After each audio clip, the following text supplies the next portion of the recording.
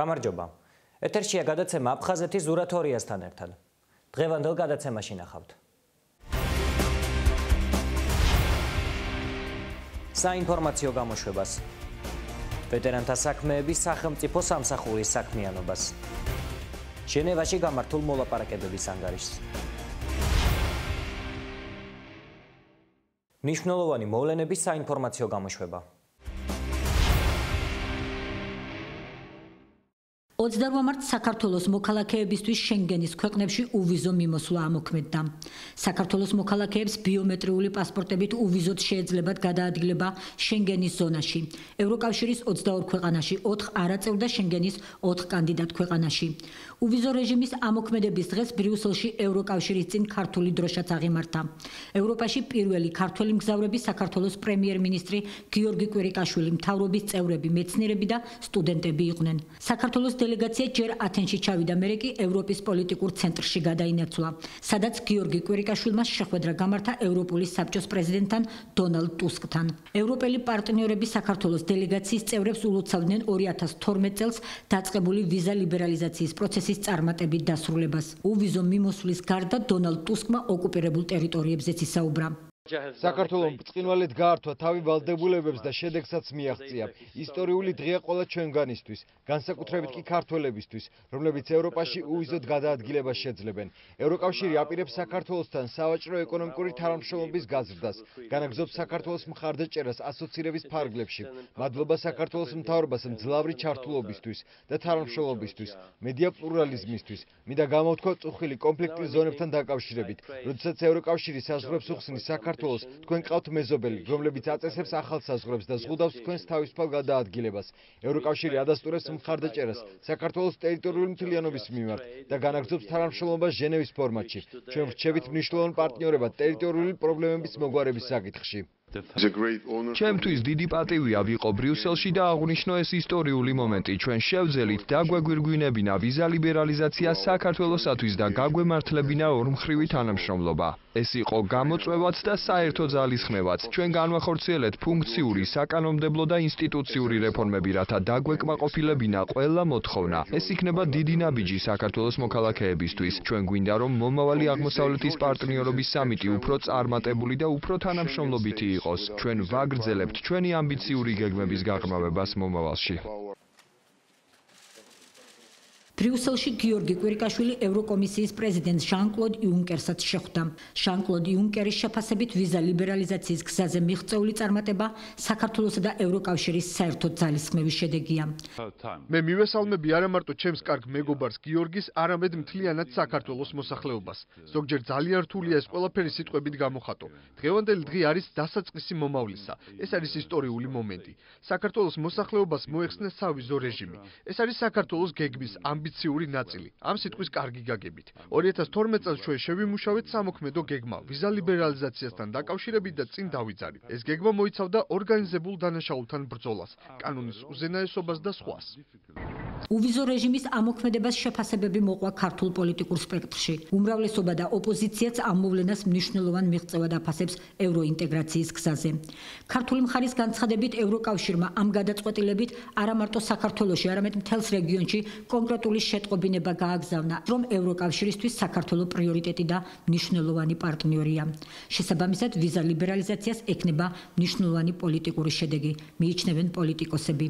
მათივე განმარტებით უვიზო მიმოსვლის ამოქმედება ევროკავშირთან დაახლოების მეც შესაძლებლობას იძლევა და ამავდროულად უდიდესი პასუხისმგებლობაცაა. ჩვენი ადგილი არის ევროპაში, ჩვენი ისტორიული ადგილი, იმიტომ რომ ქართველიერი ამისთვის ისწრაფოდა და ეს არის ძალიან სერიოზული ნაბიჯი. ეს უნდა გაგრძელდეს ეს ინტეგრაციის პროცესი და საბოლოოდ დაგვირგვინდეს ჩვენი გაწევრიანებით ევროკავშირში. ევროპასთან თავისუფალი მიმოსვლა თითოეული მოქალაქის არა მარტო პრივილეგია, არამედ პასუხისმგებლობაცაა.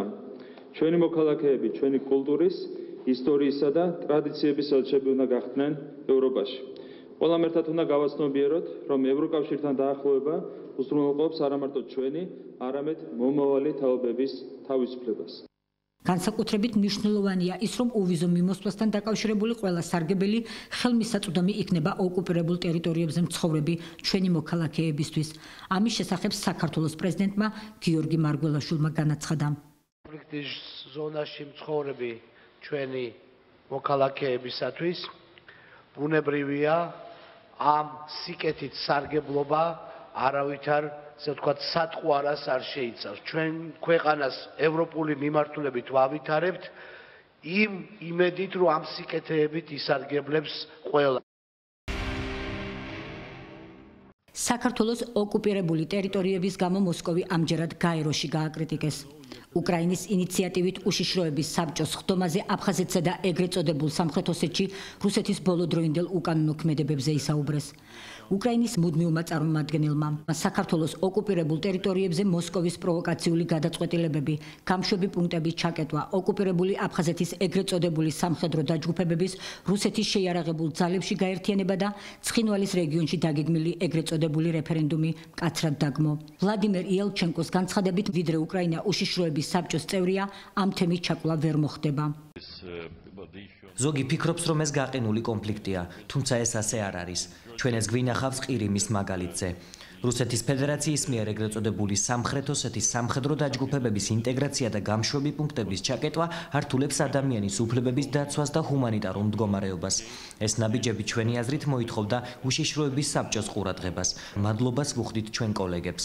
უშიშროების საბჭოს სხდომაზე ყველა დელეგაციამ ერთის გარდა მხარი დაუჭირა საქართველოს ტერიტორიულ მთლიანობას და სუვერენიტეტს მის საერთაშორისო აღიარებულ საზღვრებში. ჩვენი ინიციატივა იყო გაგვეკეთებინა განცხადება პრესისათვის, თუმცა ეს ნაწილი რუსეთის ფედერაციის მიერ იქნა დაბლოკილი. სხდომის დასრულების შემდეგ პრესასთან განცხადება გააკეთა ბრიტანეთის მუდმივმა წარმომადგენელმა. გაეროში ბრიტანეთის ელჩის მეთიუ რაიკროფტის თქმით, ბრიტანეთი და უშიშროების საბჭოს წევრები შეშფოთებულები არიან ოკუპირებულ რეგიონებში რუსეთის ქმედებებით.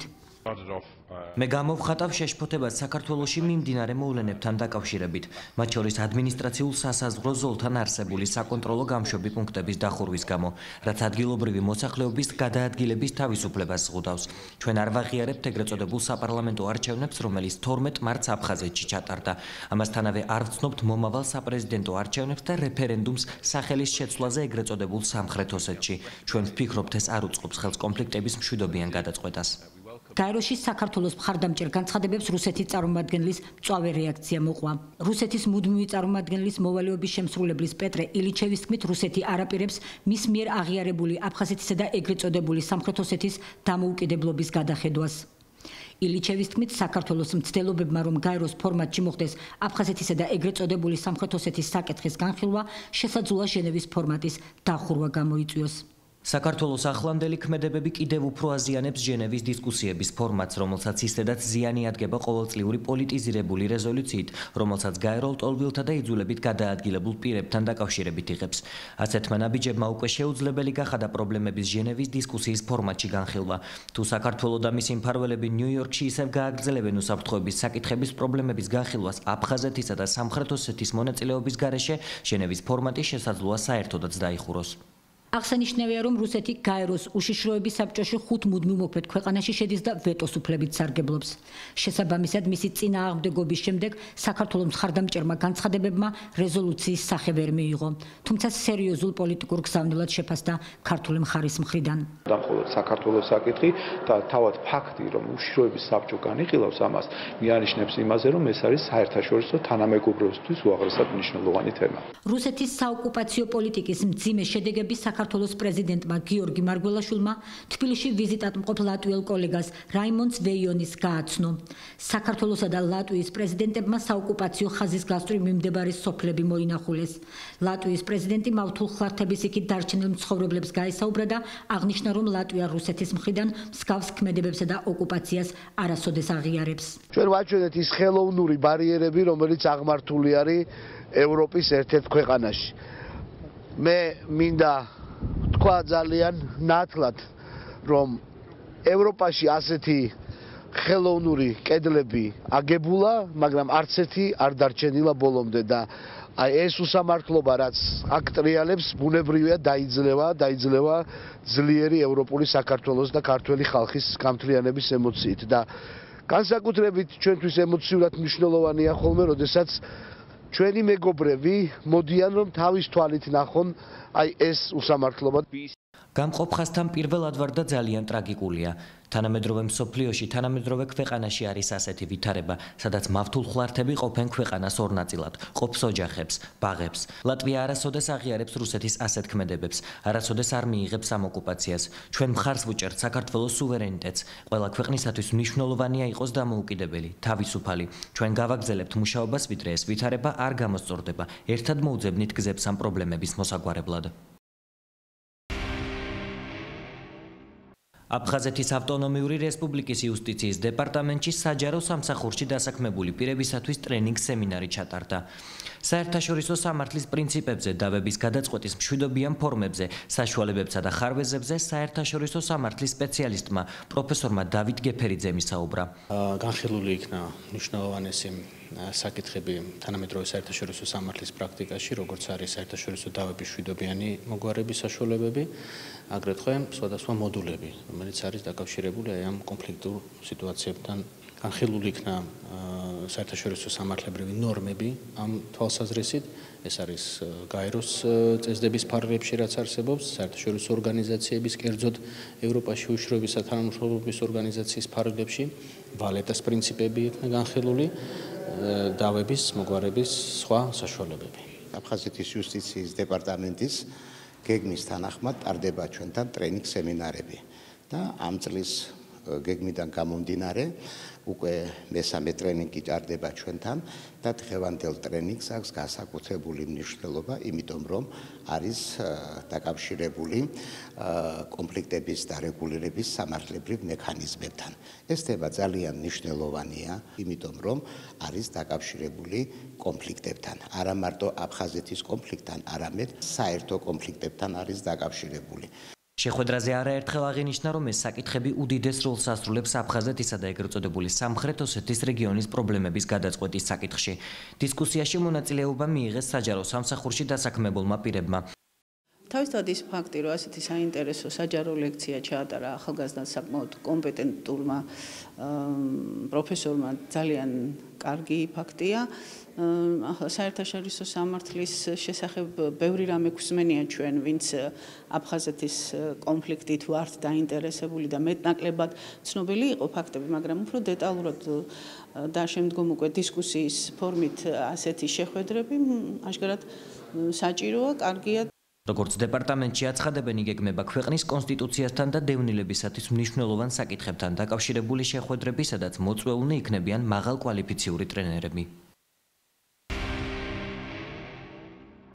სახელოსნო ორი არტსა და აფხაზეთის საგამომცემლო ცენტრის ინიციატივით ვალერი არქანიას არტ-გალერეაში არტ-ფესტივალი 2017 გაიმართა. არტ-ფესტივალზე გამოიფინა 100-მდე მხატვრის ფერწერული, გრაფიკული, გამოყენებითი ხელოვნებისა და ქანდაკების ნიმუშები. ფესტივალის მიზანი სხვადასხვა თაობის მხატვრის ერთ საგამოფენო სივრცეში თავმოყრა, ინფორმაციის გაცვლა და პოპულარიზაცია იყო. დამთვალიერებლებს წარმოდგენილი ნამუშევრების შეძენა შეეძლოთ. შემოსული თანხის ნაწილი ვალერი არქანიას არტ-გალერეის განვითარებას მოხმარდება. ღონისძიებას აფხაზეთის ავტონომიური რესპუბლიკის მთავრობის თავმჯდომარის მოვალეობის შემსრულებელი ვახტანგ ყოლბაია, აფხაზეთის ავტონომიური რესპუბლიკის განათლებისა და კულტურის მინისტრი დიმიტრი ჯაიანი, ხელოვნების სფეროს მოღვაწეები, კრიტიკოსები და მასმედიის წარმომადგენლები ესწრებოდნენ. მე ძალიან მიხარია, იმიტომ რომ არის არაჩვეულებრივი ინიციატივა, რომ 100 მხატვრის თავმოყრას და ერთ სივრცეში გამოფენას ძალიან დიდი შრომა ჭირდება და მე მინდა ბატონ დავით ბაძაღუას და ამირან კუპრავას დიდი მადლობა უთხრა, რომ ჩვენ მოგცა შესაძლებლობა ამდენი ნიჭიერი ხელოვანის შემოქმედება ერთ სივრცეში გვენახა. დღეს არის ზეიმი ჩვენთან სამინისტროში, იმიტომ რომ აი საოცარი ფერებია, საოცარი მხატვრებია გამოფენილი, გამოფენა გაყიდვა, მხატვრებთან ერთად, მუსიკოსებთან ერთად, მსახიობებთან ერთად ერთად უნდა მივაღწიოთ იმას, რომ ჩვენ აფხაზებსაც უთხრათ, რომ ჩამობრძანდნენ, ჩამოინტერნონ თავიანთი ნახატები და ეს გალერეა ღია მათთვის. მე პირველად არ ვიღებ გავს გამოფენაში მონაწილეობას, მაგრამ ამ ტიპის არტ-ფესტივალი, რა თქმა უნდა, პირველი არის, ძალიან საინტერესო არის და არის ძალიან კარგი შესაძლებლობა იმისა, რომ ფართო საზოგადოებამ გაიცნოს ახალბედა და დამწყები მხატვრები, ისეთი როგორც მე ვარ და ძალიან კარგი და სასიამოვნო იქნება თუ სისტემატიური სახე მიეცემა ასეთ მსგავს გამოფენებს. დღევანდელი დღე ძალიან მნიშვნელოვანია ჩემთვის, ვინაიდან აი იმდენი მხატვრები მოგროვდა და უნიკალური ნამუშევრები გამოიფინა. რამოდენიმე ნამუშევარია ჩემიც წარმოდგენილი. ჩემი დიდი სურვილია ისწავლონ მოზარდებმა ლამაზად წერა. მშვენიერება ანბანი არის უდიდესი მონაპოვარი ჩვენი წინაპრებისა. დღეს გამოიფინა აფხაზეთიდან დევნილი მხატვრების ნამუშევრები. აერთიანებს როგორც ძველი, ისევე ახალი თაობის მხატვრებს. თემაში შეზღუდულები არ ვიყავით და ამიტომ თავს უფლება მივეცით, რომ ჩვენი ხედვით, ჩვენი განცდებით გამოგვეფინა ნამუშევრები.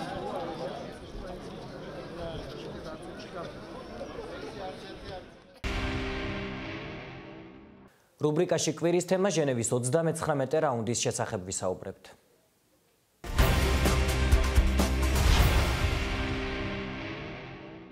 ჟენევაში საერთაშორისო მოლაპარაკებების 39 რაუნდი გაიმართა, რომლის ფარგლებშიც ორი სამუშაო ჯგუფის შეხვედრა ჩატარდა.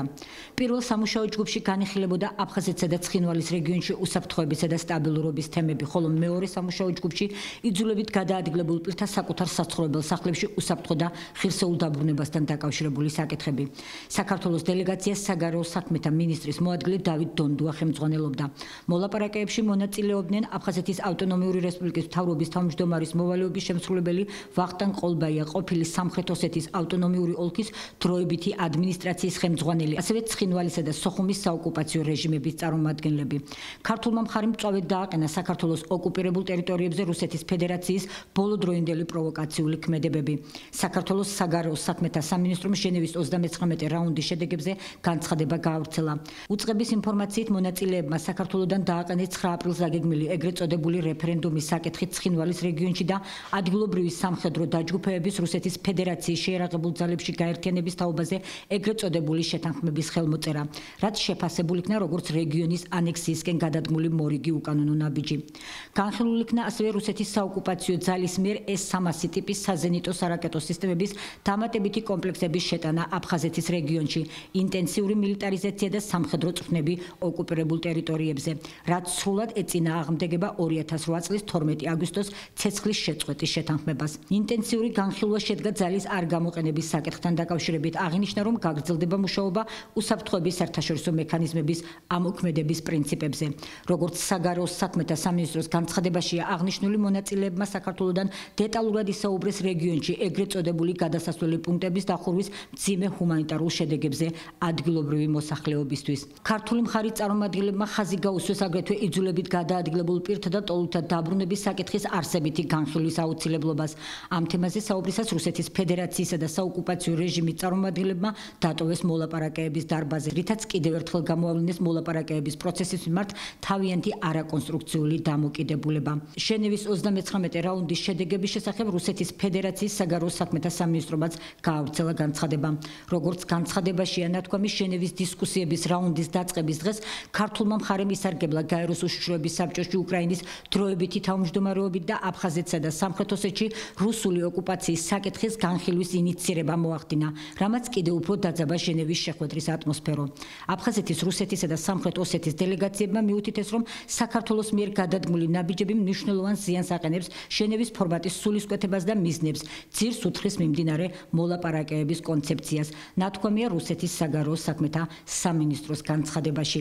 39 რაუნდის შედეგებმა კიდევ ერთხელ ანახა, რომ საქართველოსა და რუსეთს რადიკალურად განსხვავებული პოზიციები აქვს საქართველოს ოკუპირებულ ტერიტორიებზე შექმნილი ვითარების შეფასებისას. ის, რაც ჟენევაში საერთაშორისო თანამეგობრობის პროტესტის საგანი გახდა, რუსეთმა პროპაგანდისტულ დემარშად და უტრირებულ რეალობად შეაფასა. ჟენევის 39 რაუნდი საკმაოდ რთულ ფონზე მიმდინარეობდა. აფხაზეთის მილიტარიზაცია, განსაკუთრებით გალის რაიონის მილიტარიზაცია, რუსეთის საგარეო საქმეთა სამინისტროს წვავე ხისტი განცხადება ზუსტად ამ ჟენევის შეკრების წინ გალის რაიონში გამშვები პუნქტების შემცირება, ეს ის ფონი იყო, რომელიც ქმნიდა საკმაოდ მძიმე ვითარებას და ჩვენ მზად ვიყავით, რომ ყველაფერ ამაზე რეაგირება მოგვეხდინა და მოახდინეთ კიდევაც. ორივე ჯგუფში იყო მწვავე საუბარი ყველა იმ საკითხებზე, რომელიცაც ახლა მოგახსენეთ. ამას პლუს განათლების წვდომასთან დაკავშირებული პრობლემები და კულტურული მემკვიდრეობის სადმი დამოკიდებულება. ვილაპარაკეთ იმაზე, რაც ხდებოდა წებელდაში, რა ხდება ბედიის მონასტერში, რა ხდება ლიხთან დაკავშირებით ჯგუფის ხელმძღვანელებმა ეუთოდან, ევროკავშირიდან, გაეროდან ცალსახად დაგვიჭირა მხარე, თუმცა საკითხი მიდგა დეონთა დაბრუნებაზე, რუსები სოხუმის და ცხინვალის წარმომადგენლები ერთად ადგნენ და დატოვეს ჯგუფის სტომა. მომავლისათვის სხვადასხვა ჯგუფებში არის შეხვედრები მოსალოდნელი და რაღაც ერთობლივი ღონისძიებების დაიგეგმა. ეს არ არის ცუდი, რაც უფრო ხშირი იქნება შეხვედრები და ერთობლივი ძალისხმევით რაღაც კონკრეტული პრობლემის გადაწყვეტა, მით უფრო წაადგება საერთო საქმეს. როგორია სახელმწიფო პოლიტიკა ომის ვეტერანების მიმართ? თუ რას თავაზობს მათ სახელმწიფო, ჩვენ სიუჟეტში ნახავთ. ეს ის მეომრები არიან, რომლებიც აფხაზეთის კონფლიქტის დროს სიცოცხლის ფასად იცავდნენ ქვეყნის ტერიტორიულ მთლიანობას. ზოგი მათი თანამებრძოლის საკუთარი ქალაქისა და ქვეყნის სიყვარულს შეეწირა. ნაწილმა კი აფხაზეთის ომს ჯანმრთელობა შესწირა. დღეს მონაცემებით ჩვენს ქვეყანაში ომის ვეტერანი, ვეტერანთან გათანაბრებული პირი და მათი ოჯახების წევრთა რაოდენობა 70,600 შეადგენს. აქედან 14,000 აფხაზეთის ომის ვეტერანია. როგორც ომის მონაწილეები ამბობენ, დღემდე მათ ურთიერთთანადგომა დაღუპული თანამებრძოლების ოჯახებზე ზრუნვა და აფხაზეთში დაბრუნების იმედი აერთიანებთ. თუმცა პრობლემის მოგვარებამდე აუცილებელია დევნილობაში მათ ხელისუფლებამ ღირსეული ცხოვრების პირობების შეუქმნას. აფხაზეთში განვითარებული მოვლენებიდან 24 წელსაც კვლავ აქტუალურია კითხვა: როგორია სახელმწიფო პოლიტიკა ვეტერანების მიმართ? რას თავაზობს ქვეყანა ვეტერანებს და როგორ ზრუნავს სახელმწიფო მათი პრობლემების მოგვარებაზე? 2 წელია ომის ვეტერანების სოციალურ-ეკონომიკური მდგომარეობის გაუმჯობესებასა და მათი პრობლემების მოგვარებაზე უკვე ცალკე დამოუკიდებელ სტრუქტურად ჩამოყალიბებული ვეტერანთა საქმეების სახელმწიფო სამსახური მუშაობს. უწყება ომის ვეტერანებისთვის და დაღუპულთა ოჯახის წევრებისთვის არაერთ პროგრამას ახორციელებს. მათ შორის არის ჯანდაცვისა და სოციალური პროექტებიც. მინდა გითხრათ, რომ ახალი ხელისუფლების მოსვლის შემდეგ ძალიან ბევრი რამ კარგი გაკეთდა. პირველი ის, რომ რანგია ეწია ჩვენ სამსახურს, ადრე შედიოდა ჯერ ჯანდაცვის სამინისტროს ერთ-ერთი რიგითი დეპარტამენტი იყო, შემდეგ თავდაცვის სამინისტროს კიდევ ერთ-ერთი რიგითი დეპარტამენტი იყო. ამასთან დაკავშირებით მთავრობა მიიღო გადაწყვეტილება, შექმნა 2014 სპეციალური კომისია, სადაც შედიოდნენ თითქმის ყველა მინისტრები და დასკვნა იყო ასეთი, რომ უნდა იყოს ცალკე სამსახური და ექვემდებარება პირდაპირ მთავრობას. მაშინვე 2014-ში შემოვიდა ბუნებრივია მთავრობის კეთილინება იყო ეს და შემოვიდა განკარგულება, რომ ყველა ომში დაღუპულის ოჯახის წევრს ოჯახს მიეცეს ჯერ 500 ლარი, ეს ყოველთვიური კომპენსაცია და შემდეგ უკვე გაიზარდა და გახდა დღეის მდგომარეობით არის 1000 ლარი ყოველთვიურად ოჯახზე. ერთ დაღუპულზე სამწუხაროდ არიან, ვისაც ოჯახში ყავთ 2 და მეტი დაღუპული და ბუნებრივია რამდენი დაღუპულიც არის, იმდენი 1000 ლარი ენიშნება ამ ოჯახებს. პლუს ამას ის 44 ლარი საყოფაცხოვრებო სუბსიდია, ასევე ბუნებრივია ესენი ყველა არიან ჩართული საყოველთაო ჯანდაცვის დაზღვევის პაკეტში და მინდა გითხრათ, რომ ანალოგი არასდროს არ ყოფილა საქართველოში. პრიორიტეტი არის საკანონმდებლო ბაზის დახვეწა, ანუ ის რაც წინა პერიოდებში, წინა ხელისუფლებების დროს იყო გაუქმებული აღდგენა, გარკვეული მიმართულებებით, ამაში ჩართულია როგორც ჩვენი სამსახური, ისე სხვადასხვა არასამთავრობო ორგანიზაციები. ასევე ჯანმრთელობის მდგომარეობის თემის გაუმჯობესება იმ მიმართულებით, სადაც ვეტერანებს უწევს თანადაფინანსება, ანუ თვითონ თანხმის გადახდა ის, რაცაც არ ფარავს საყოველთაო ჯანდაცვა. ეს ეხება ვეტერანთა ჰოსპიტალს, რომელიც ძალიან მალე დაიწყებს ფუნქციონირებას და სადაც ექნება შესაძლებლობა ყველა ვეტერანს მიიღოს დამატებითი სერვისები. ამის გარდა მინდა გითხრათ, რომ საკანონმდებლო კუთხით არის სხვადასხვა პრობლემები, რაც წინა ხელისუფლებების დროს იყო გაუქმებული, ეგრეთ წოდებული 22 ლარი, ეს არის საყოფაცხოვრებო სუბსიდია. 2009 წლის 4 ნოემბრის მერე ვინც მიიღო სტატუსი, იმათ არ ეძლევათ ეს საყოფაცხოვრებო სუბსიდია. ასევე ჩვენ სამსახურში წელს შეიქმნა სამუშაო ჯგუფი, რომელიც ეხმარება ვეტერანებს პროექტების შედგენაში, მათ განხილვაში, სწორი მიმართულების მიცემაში, რომ მიიღონ სახელმწიფოს პროგრამებში მონაწილეობა, ეს არის აწარმოე საქართველოში, დანერგე მომავალი, სტარტაპ საქართველო, კოოპერატივების შექმნა. ბუნებრივია ჩვენი სამსახური ასევე თვითონ ახორციელებს სხვადასხვა მიმართულების პროექტებს.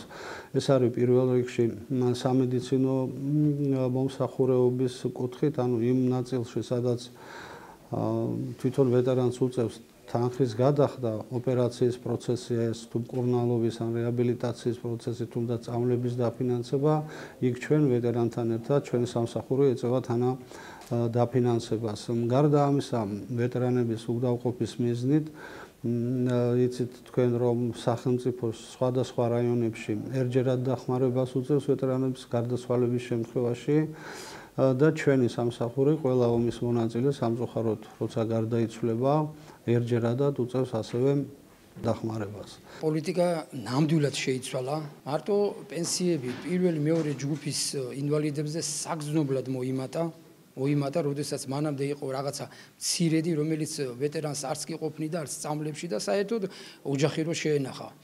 გარდა ამისა, მოიმატა სხვადასხვა შეღავათებმა, როგორც ტრანსპორტის, ასევე მარშრუტკის მოძრაობაზე ადრე არ იყო შეღავათი. ახლა ნახევარსიხდიან, ხოლო მეტროში და ავტობუსში ჩვეულებრივ უფასო დადის ვეტერანის სარგებლობს ამ უფლებით, რომელიც ძალიან დიდი შეღავათია. იგივე ავიღოთ დაზღვევით, რაც ამ 4-5 წლის განმავლობაში ოპერაციები გაკეთა ვეტერანებისთვის და ბევრი ვეტერანი ამის წყალობით გადარჩა. მაქსიმალური კეთდება იმისათვის, რომ ვეტერანები იყვნენ დაკმაყოფილებულები. შედარებით რასაკვირველია, ბევრი რამის გასაკეთებელია, მაგრამ ძალიან ბევრი რამე გაკეთებულია და კეთდება და მომავალშიც არის დაგეგმილი. მანამდე ომში დაღუპულის ოჯახს ჰქონდა 45 ლარი თვეში. ახლა 1000 ლარი გაუხდა. შეიცვალა სახელმწიფო მიდგომა ვეტერანების მიმართ, მიდგომა ჩვენი მეომრების მიმართ. ჩვენ იმედით გაგვიჩნდა, რომ სიტუაცია გამოსწორებად მიდის უკვე რაღაც ნაბიჯები, პენსიების მომატება, დაღუპულების კომპენსაცია დანიშნულ ოჯახებს და ნელ-ნელა ტენდენცია მიდის უკვე უკეთესობისკენ და ჩვენ იმედით გაგვიჩნდა, რომ უფრო მეტ ყურადღება იქნება ვეტერანების მიმართ, უფრო ინტერესი გაგვიჩნდა, რომ ერთად ვიყოთ ჩვენ. ვეტერანთა სამსახურს აქვს მემორანდუმი გაფორმებული სხვადასხვა ორგანიზაციებთან, სამედიცინო კლინიკებთან და სამთავრობო სტრუქტურებთან. აღსანიშნავია თანამშრომლობა მსოფლიოში ლიდერ საპროტეზო ცენტრ ოტობოკთან. ამ სამედიცინო პროექტებში შევიდა როგორც სხვადასხვა კლინიკებში მომსახურეობა, ასევე სხვადასხვა სახის მემორანდუმებია ჩვენთან დადებული. ერთი არის აფხაზეთის მთავრობასთან ურთიერთთანამშრომლობის მემორანდუმი, სადაც ჩვენი სამსახური აფხაზეთის მთავრობასთან ერთად თელ რიგ ღონისძიებებს ატარებს, მაგალითად იყო ვაზიანში, სხვადასხვა ჩასახლებებში, ასევე არის გულისსა და კარდიოლოგიურ კლინიკასთან მემორანდუმი დადებული, ფილტვისა და ტუბერკულოზის დაავადების ცენტრთან არის მემორანდუმი დადებული, სადაც ვეტერანებს უფასოდ და ნაკლებ ფასად ღირებულების 50%-ის ფარგლებში ემსახურებიან. ასევე არის ლავიანცის თვალის კლინიკა, სადაც ვეტერანები უფასოდ ღებულობენ მომსახურებას და ძირითადი მაინშვენი მიმართულება არის სოციალური ეკონომიკური მდგომარეობის გაუმჯობესება ვეტერანებისათვის. აქვე მინდა ხაზგასმით კიდევ ერთხელ აღვნიშნო, რომ არის საერთაშორისო ორგანიზაცია ქალების მშვიდობისათვის, მათ ყავთ ძალიან დიდი პერსონალი მოწვეული სხვადასხვა დაწესებულებებიდან და ვეტერანებს ვაჟზიანში გაუკეთდათ უფასოდ გამოკვლევები და დაურიგდათ შესაბამისი საჭიროების წამლები. ეს ადრე ანუ რამოდენიმე თვის წინ გაკეთდა ეგრეთ წოდებული საზღვის პირა რეგიონში ცხინვალთან, ეხლა გაკეთდა აგერ ვაზიანში, ვფიქრობთ შემდეგი გასვლა იქნება იმერეთი, მერე იქნება სამეგრელო და პრაქტიკულად ყველგან მივიღებთ მონაწილეობას და მინდა გითხრათ, რომ ამაში რა თქმა უნდა აქტიურად არის ჩართული აფხაზეთის მთავრობა, თავისი ჯანდაცვის სამინისტროთი და სხვადასხვა სტრუქტურებით. შეხვედრა ჰქონდა ოტობოკის ფირმის ხელმძღვანელობასთან, შშმპ პირთა სარეაბილიტაციო ცენტრის ხელმძღვანელთან ერთად, იქ არის ქალბატონი ერისთავი, და ის თანამედროვე პროტეზები, რაც არის აუცილებელი, რაც სხვათაშორის თავის დროზე გაუკეთდა თავდაცვის სამინისტროს, უბრალოდ გაუკეთდა ამერიკაში, მაგრამ იგივე მასალებით, ანუ ორტობოგის ფირმის მიერ წარმოებული მასალებით და ეს არის ძალიან მნიშვნელოვანი იმით, რომ ამას გარანტიაც უფრო მეტი აქვს, უფრო მოსახერხებელია და უფრო გამძლეა. ჩვენ უკვე 2 წლის განმავლობაში 78 ვეტერანს გავუკეთეთ პროტეზები და წელსაც იყვნენ ჩამობრძანებულები გერმანიიდან და ეს პროგრამა ხორციელდება ჩვენი სამსახურის მიერ და აპრილის ბოლოსთვის სავარაუდოდ კიდე ჩამოვლენ გერმანული სპეციალისტები. სრულიად უსასყიდლოდ ვეტერანს არანაირ გარდა იმისა, რომ უნდა მივიდეს და ზომები უნდა აუღონ და გაესინჯოს, მაგი ფინანსურად ბუნებრივია არანაირ ზარალს თუ არანაირ თანადაფინანსებას არ აკეთებს. ამას აკეთებს სახელმწიფო ჩვენი სამსახურის სახით. უწყებაში ვეტერანის სტატუსის დამდგენის სპეციალური კომისიაა შექმნილი, რომელიც წლებია მუშაობს ომის მონაწილეებისთვის ვეტერანის სტატუსის მინიჭებაზე. კომისია კვირაში 2 ჯერ აღმაშენებლის 99-ში იკრიბება, იქ სადაც ვეტერანთა საქმეების სახელმწიფო სამსახურის აფხაზეთის სამმართველო და არასამთავრობო ორგანიზაცია მეომართა კავშირია განთავსებული. ჩვენთან არის სამსახური ომის ვეტერანთა სტატუსის დამდგენი კომისია, მისი თავმჯდომარის გახლავთ მე. აფხაზეთის სამმართველოში კვირაში 2 ჯერ ტარდება ეს კომისია. ამ კომისიაში არის მოწვეული ექსპერტები, ჩვენი სამსახურის თანამშრომლები და მიმდინარეობს კითხვა პასუხის რეჟიმში, ასევე მიმდინარეობს ვიდეო აუდიო ჩანაწერა ბუნებრივია იმ პიროვნების მაძიებლის თანხმობით, რომ თუ რამე სადაო თემა იქნება, რომ მაგას სასამართლოს უფრო მარტივად და ადვილად შეეძლოს სიმართლეს გარკვევა, მაგრამ მინდა გითხრათ, რომ დღესაც გრძელდება ეს პროცესი, ძალიან რთული პროცესია, იმიტომ რომ მინდა გითხრათ, რომ ყველა ადამიანს, ვინც არის კომისიის წევრი, ყველა არის ომის მონაწილე და ჩვენ ყოველ ადამიანს, როცა რაღაცას ვეკითხებით ამა თუ იმ ბრძოლის შესახებ, ამ ტერიტორიის შესახებ, ჩვენ ეს ყველაფერი გვიახლდება და ვართ ისევ იმ პერიოდში. ამდენად ძალიან ფსიქოლოგიურად რთულია, თუმცა ეს არის ერთ-ერთი ის სამუშაო, რაც ჩვენი ვალდებულებაა და ადამიანს, ვინც იბრძოდა ქვეყნისთვის, იმას არ დაუკარგოთ და ვისაც არ აქვს მონაწილეობა მიღებული, ძალიან ესეთებიც არიან სამწუხაროდ, იმათ უთხრათ უარი. ნებისმიერი ადამიანი, რომელიც შემოდის, ის ყოველნაირ კომისიას გადის, იმას ნამდვილად იყო, სად იყო, რა სიტუაციაში იყო და საბრძოლო მოქმედებებში მონაწილეობა რა დონეზე udasturდება, იმიტომ რომ იქ იყო რომლებიც იყვნენ ასე ვთქვათ დამხმარე, ასე ვთქვათ სამოქალაქო პირები, რომლებიც გადიოდნენ როგორც გათანაბრებულები, რომ ამ გათანაბრებულების ის დღევანდელ დღეს არ არსებობს და შესაძლებლად ან მიეცემათ ომის მონაწილის სტატუსი, ან არ მიეცემათ. კვირაში 2 ჯერ ტარდება თითქმის დილის 10 საათიდან 5-6 საათამდე მიმდინარეობს ეს კომისიები.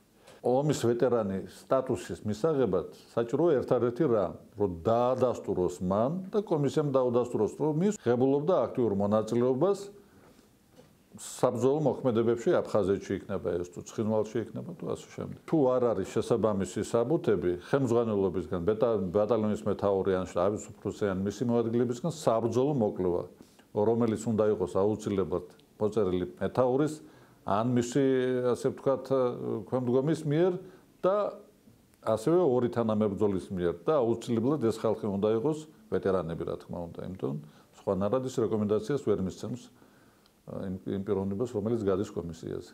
გარკვეული პერიოდი იყო, არც ისე შორი პერიოდი, როდესაც საერთოდ ვეტერანზე და მეომარი ეს იყო საქილიკო თემა.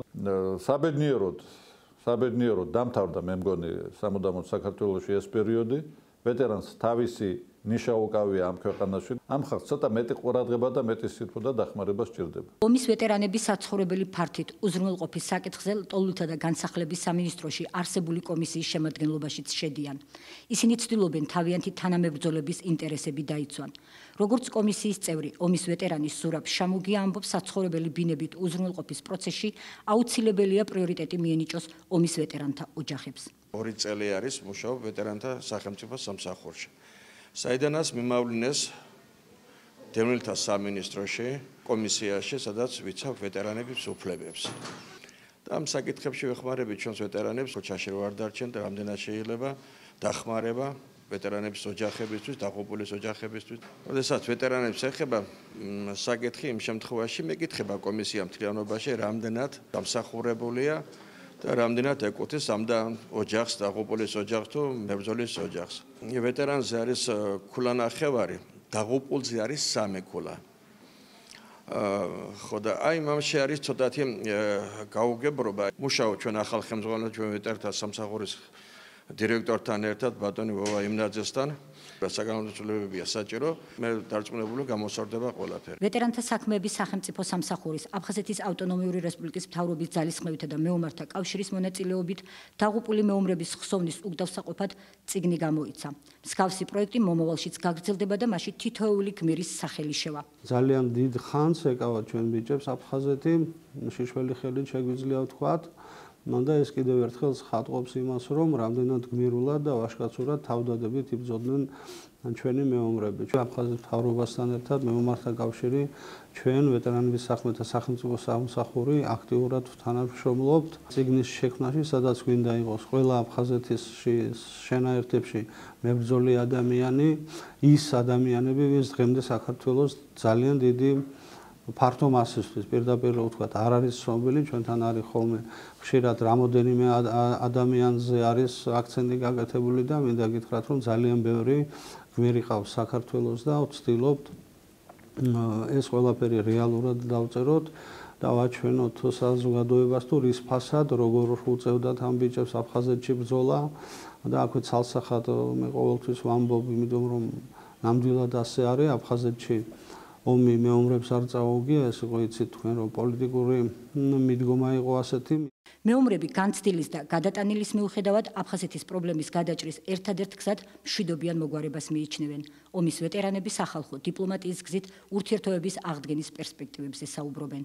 ჩვენთან არიან ჩართული პროფესორები სოხუმის უნივერსიტეტის რამოდენიმე ადამიანი, ბევრს სამწუხაროდ ვერ დავასახელებ, ბევრს არ აქვს სურვილი რომ ჩვენთან ერთად მიიღოს მონაწილეობა ყველა იმ პროცესში, რასაც ქვია ქვეყნის მშენებლობა, აფხაზებთან მიმართებაში, როგორ შეგვიძლია ჩვენ ურთიერთობა დავალაგოთ და მინდა გითხრათ, რომ არაერთი შეხვედრა გქონდა უკვე იმ ადამიანებთან, ვინც ვიყავით სხვადასხვა პოზიციებზე ერთმანეთს ვესროდით. აფხაზურ მხარეს გულისხმობს, გუდაუთიდან არიან, გაგრიდან არიან, სოხუმიდან არიან, ანუ ესეთი ხალხი, ვისთანაც ალბათ 10 წლის წინ შეუძლებელი იყო, თუნდაც 5 წლის წინ რაღაც თემებზე საუბარი. მოდიან ადამიანები, უნდათ ჩვენთან ურთიერთობა, მაგრამ ზუსტად ისეთ ადამიანებთან, ვინც ალალად, ღირსეულად ომობდა და სხვა არაფერი არ აქვს ჩადენილი და ჩვენც მაქსიმალურად ვფიქრობთ, რომ ეს არის ჩვენი მოვალეობა, რომ მომავალ თაობას გადავცეთ არა ზიზღი, არა ერთმანეთის მიმართ რაღაცა მტრობა, არამედ ვაღიაროთ ის დანაშაული, ვინმეს მიმართ თუ არის ჩადენილი. ჩვენ მეომრებს შეგვიძლია პირდაპირ დავსვდეთ, ვისაუბროთ ნებისმიერ ადამიანთან და ისინიც ხედავენ ამას, რომ ჩვენ არც გვერიდება, არც სიმართლისთვის პრობლემა არის, თუმცა სახელმწიფოს ხარდაჭერა ბუნებრივია, აქ არის აუცილებელი. ამ დღეებში ჩამოვა კიდე რამოდენიმე ადამიანი, მე ვგულისხმობ ისეთ ადამიანებს, ვისაც დანაშაული არ ჩაუდენია, გვაქვს ეს ურთიერთობები და ეს არის რეალობა. ძალიან დიდი სურვილი აქვს იმ ხალხს, რომ გამოვიდნენ ჩვენთან, შევხვდეთ თუნდაც ინგურსზე. მე შეხვედრები გავმართოთ აქვე თბილისში, ძალიან ბევრი ინტერესი წამოვიდა, იმიტომ რომ იციან რომ არც ომის დროს ჩვენ გარდა იმისა რომ ჩვენ სამშობლოს ვიცავდით, ცუდი არაფერი გაგვიკეთებია, მინდა გითხრათ რომ ძალიან ბევრ აფხაზსაც ვინახავდით, თუ ჩვენ საჭმელს ჭამდით, მათთანაც მიქონდა, ასე რომ მიუხედავად ყველაფრისა, მიუხედავად ამ დიდი ტრაგედიისა, რაც დატრიალდა, რესურსი ამის გააჩნია სახელმწიფოს, ხალხს და ყველაზე პირველი ეს ხალხი არის ის ვეტერანები და სამწუხაროდ არავის არ მინდა ეწყინოს, ეს არის ის ვეტერანები, ვინც არიან აფხაზეთიდან.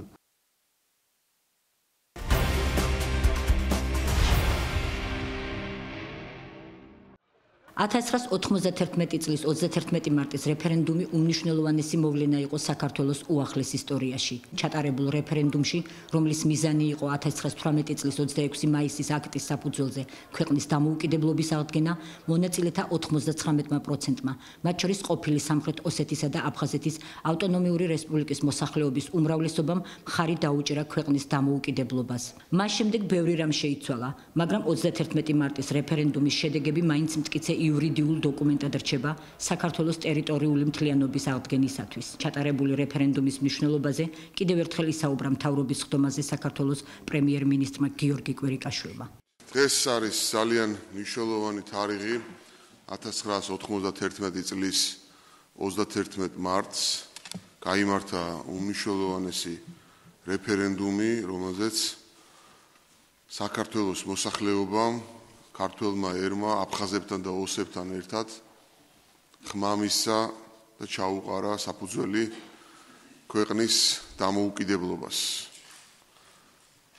ამ პროცესს სათავეში ედგა და ამ მიღწევას, უდიდეს მიღწევას სათავეში ედგა პირველი პრეზიდენტი ზვიად გამსახურდია, რომელსაც დღეს 78 წელი შეუსრულდებოდა და ნამდვილად მინდა ვთქვა, რომ დღეს, როდესაც საქართველოს ძალიან მნიშვნელოვანი ნაბიჯებს დგამს დასავლეთთან ინტეგრაციის მიმართულებით, კიდევ უფრო მნიშვნელოვანი ხდება ეს თარიღი და სრული პასუხისმგებლობის გრძნობით მინდა განვაცხადო, რომ ჩვენ გავაკეთებთ ყველაფერს იმისათვის, რომ საქართველოს თითოეული მოქალაქის მიერ გამოხატული ნება ბოლომდე აღსრულდეს და საქართველო გახდეს ჭეშმარიტად დამოუკიდებელი, სუვერენული, დასავლური, ცივილიზებული სამყაროს წევრი ქვეყანა. ყველაფერი შეიძლება წაართვა პიროვნებას, მაგრამ ვერავინ შეძლებს თავისუფლების შეგრძნება წაართვას მას. ეს სიტყვები საქართველოს პირველ პრეზიდენტს, ზვიად გამსახურდიას ეკუთვნის. საქართველოს ისტორია ერთგვარად მითოლოგიზებულია და ამის ნათელი მაგალითი ზვიად გამსახურდია გახლავთ. იგი იქცა შეურყვნელ მითად, რადგან მოხდა მისი ასოცირება საქართველოს სახელმწიფოებრივი დამოუკიდებლობის იდეასთან.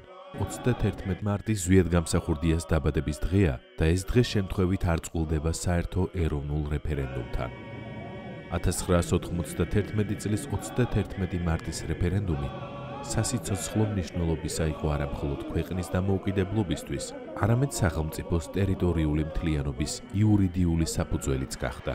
რადგან რეფერენდუმი გაიმართა მთელი ქვეყნის ტერიტორიაზე, მათ შორის აფხაზეთსა და სამხრეთ ოსეთშიც და ავტონომიური რესპუბლიკის მოსახლეობის აბსოლუტურმა უმრავლესობამ საქართველოს დამოუკიდებლობასა და სახელმწიფოებრივ მთლიანობას მისცა ხმა. განგებამ და ქართველმა ხალხმა ასე ინება და ისტორიის უაღრესად რთულ და საბედისწერო ვირაჟზე ზვიად გამსახურდია სახელმწიფოს სათავეში აღმოჩნდა. ფიცავ და საზეიმოდ ვაცხადებ ღვთისა და ერის წინაშე, რომ ერთგულად განვახორციელებ საქართველოს სახელმწიფოს მეთაურის მოვალეობას. ვიღვაწებ ჩემი ქვეყნის აღორძინებისა და გაძლიერებისათვის. დავიცავ მის დამოუკიდებლობას და ტერიტორიულ მთლიანობას. განუხრელად განვახორციელებ საქართველოს რესპუბლიკის კონსტიტუციასა და კანონებს. დავიცავ ადამიანის უფლებებს. ღმერთი იყოს ჩემი შემწე ყოველივე ამაში. ადამიანი, რომლის მთელი მოღვაწეობა სამ ლაკონურ, მაგრამ უაღრესად ტევად სიტყვაში თავსდება. დისიდენტი, პრეზიდენტი, მოწამე. ადამიანი, რომელსაც ბოლო ამოსუნთქვამდე უყვარდა თავისი სამშობლო. ზვიადის სახელი ყმაწვილკაცობიდანვე დამკვიდრდა ქართველი კაცის ცნობიერებაში, როგორც დაუმორჩილებლობისა და ბრძოლის სიმბოლო.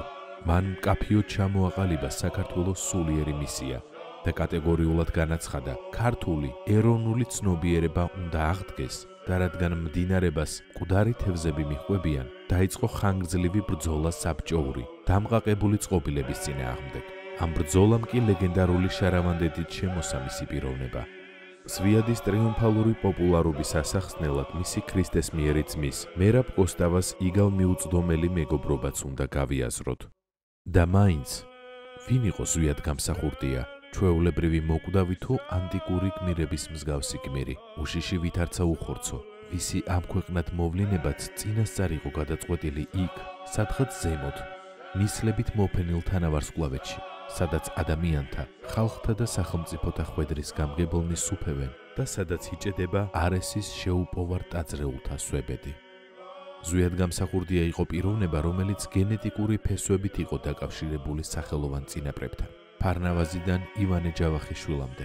ადამიანი, რომელიც სიცოცხლეშივე იქცა ლეგენდად, ვინაც აღაზევა მთლემარე ეროვნული სული და 70 წლიან წყვდიათში ნალოლიავები თავისუფლების წყურვილი.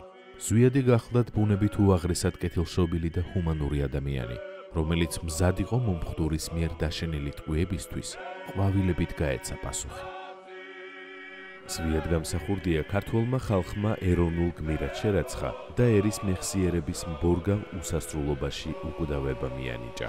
ამის ხილული დასტური კი გახლდათ 2007 წლის 1 აპრილი, როცა ქართველმა ხალხმა მთაწმინდაზე ააბრძანა სამშობლოს სიყვარულისთვის დასჯილი, საქართველოს მტრების მიერ ნაგვემი ზვიად გამსახურდიას სხეული და იქ მიუჩინა სამუდამო განსასვენებელი.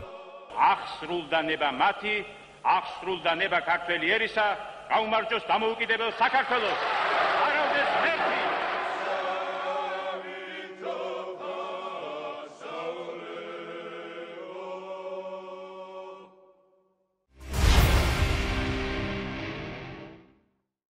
ჩვენ ერთი კვირით გემშვიდობებით.